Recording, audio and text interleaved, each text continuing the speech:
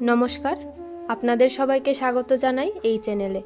আজ আমি কৃত্তিবাসী রামায়ণের সপ্তম কাণ্ডের প্রথম কাণ্ড অর্থাৎ আদিকাণ্ডের অন্তর্গত তৃতীয় পাঠ্য বিষয় ব্রহ্মা কর্তৃক রত্নাকরের বাল্মীকি নাম ও রামায়ণ রচনাকরণের বরদান এর কয়েকটি শ্লোক পাঠ ও ব্যাখ্যা করার যথাসাধ্য চেষ্টা করব।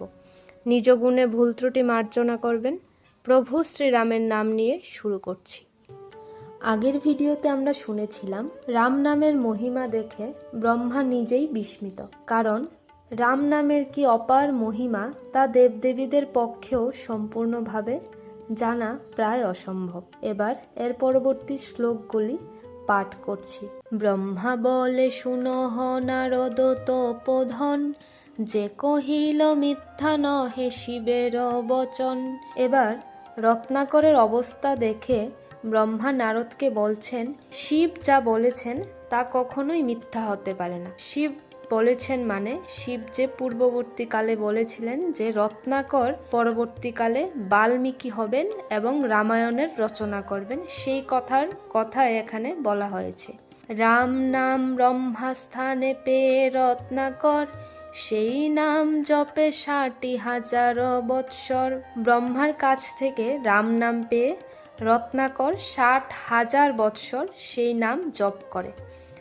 এক নাম জপে এক স্থানে এক আসনে, সর্বাঙ্গ খাইল বল্মীকের কীটগণে।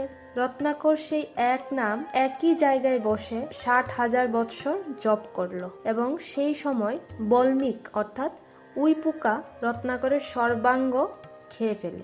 মাংস খেয়ে পিণ্ড তার করিল শোষর, হইল কণ্টক কুশ তাহার উপর। রত্নাকরের সেই 60,000 বৎসর তপস্যাকালীন সময়ে উই পোকারা তার শরীরের সমস্ত মাংস খেয়ে তার পিণ্ড অর্থাৎ দেহটিকে একেবারে শূন্য করে ফেলে এবং সেই শূন্য দেহ অর্থাৎ হাড় কঙ্কালের যে দেহটি সেটির উপরে কণ্টক কুশ মানে কাটা জড়িত গাছ উঠে যায়।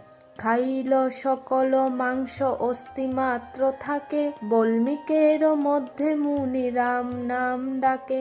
উই পোকারা তার শরীরের মাংস খেয়ে অস্থি অর্থাৎ হাড়গুলোকেই মাত্র বাঁচিয়ে রাখে এবং সেগুলোর উপরে উই পোকার ডিবি এমনভাবে গড়ে তোলে যে সেই ডিবির নিচেই রত্নাকর চাপা পড়ে যায় এবং শুধুমাত্র রাম নাম শব্দটি সেই ডিবি থেকে বেরিয়ে আসে। ব্রহ্মার মুহূর্ত 60,000 বৎসর, পুনঃ আইলেন ব্রহ্মা যতা মুনিবর। ব্রহ্মার এক মুহূর্ত সমান 60,000 বৎসর এবং ব্রহ্মা ঠিক এক মুহূর্ত মানে 60,000 বৎসর পর আবার সেইখানে আসেন। সেখানে আসিয়া ব্রহ্মা চতুর্দিকে চায়, মনুষ্য নাহিক কিন্তু রাম নাম হয়। সেখানে এসে ব্রহ্মা চতুর্দিকে তাকাচ্ছেন এবং ভাবছেন মানুষ তো নেই, কিন্তু রাম নাম হচ্ছে কোথা থেকে, কারণ ব্রহ্মা ভুলেই গেছেন। রাম নাম শুনে মাত্র পিণ্ডের ভিতর, বুঝিল ইহার মধ্যে আছে রত্নাকর। ব্রহ্মদেব এবার বুঝতে পারছেন যে উই পোকার সেই ডিবির মধ্যে থেকেই রাম নাম বেরিয়ে আসছে এবং রত্নাকর সেই ডিবির মধ্যেই আছেন। আজ্ঞা করিলেন ব্রহ্মা ডাকি পুরন্দরে, 7 দিন বৃষ্টি কর পিণ্ডের উপরে। এবার ব্রহ্মদেব পুরন্দর মানে ইন্দ্রকে ডেকে বলছেন, এই উই পোকার ডিবির উপর 7 দিন বৃষ্টি করো। বৃষ্টিতে মৃত্তিকা গেল গলিয়া সকল, কেবল দেখিল অস্থি আছে ও বিকল। এবং সেই বৃষ্টির পরে সমস্ত মাটি সেখান থেকে গলে পড়ে যায় এবং ব্রহ্মদেব দেখতে পায় কেবলমাত্র অস্থি অর্থাৎ হাড় দিয়ে গড়া দেহটাই আছে। সৃষ্টিকর্তা করিলেন তাহারে আহ্বান, চৈতন্য পাইয়া মুনি উঠিয়া দাঁড়ান। এবার ব্রহ্মদেবের দয়ায় রত্নাকর তার চৈতন্য ফিরে পায়। ব্রহ্মারে কহিল মুনি করিয়া প্রণাম, মোরে মুক্ত কইলে তুমি দিয়া রাম নাম।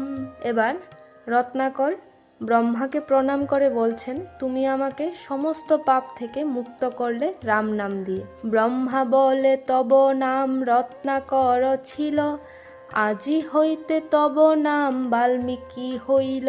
তখন ব্রহ্মা রত্নাকরকে বলছে যে তোমার নাম রত্নাকর ছিল, কিন্তু আজ থেকে তোমার নাম হবে বাল্মীকি। বল্মীকেতে ছিলা যেয় তেই এ বিধান, সপ্তকাণ্ড কর গিয়া রামের পুরাণ। ব্রহ্মদেব এবার রত্নাকরকে বলছেন, তুমি বল্মীকেতে অর্থাৎ উই পোকার এই ডিবির মধ্যেই ছিলে দীর্ঘদিন, সেই কারণেই তোমার এমন নামকরণ করা হয়েছে। এবার তুমি যাও, 7 কাণ্ড রামায়ণ রচনা করো। যেই রাম নাম হইতে হইলা পবিত্র, সেই গ্রন্থ রচ গিয়া রামের চরিত্র।